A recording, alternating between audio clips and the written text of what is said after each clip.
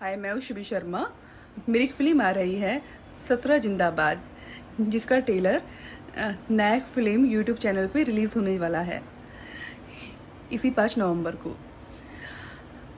आप लोग ट्रेलर देखें और लाइक करें, कमेंट्स करें, सब्सक्राइब करें, शेयर भी करें। इनके प्रोड्यूसर है रवि सौजी, डायरेक्टर हैं सुरंजन सिंह जी, जिन्होंने काफ़ी अच्छी फिल्म बनाई है, पारिवारिक फिल्म बनाई है। ये बहुत ही प्यारी मूवी है। इस मूवी के गाने बहुत ही औसम है, बहुत अच्छे हैं। बैनर का नाम है बाबा नायक फिल्म प्रोडक्शन। और जो मेरे हीरो हैं उनका नाम है गणेश बाबू, बहुत ही अच्छे आर्टिस्ट हैं। अवधेश मिश्रा जी हैं इसमें, और किरण यादव जी हैं, और बहुत अच्छे अच्छे आर्टिस्ट हैं इसमें सभी, और बहुत ही अच्छी पिक्चर है। तो आप इसके ट्रेलर को देखें, अपना ढेर सारा प्यार दें, आशीर्वाद दें।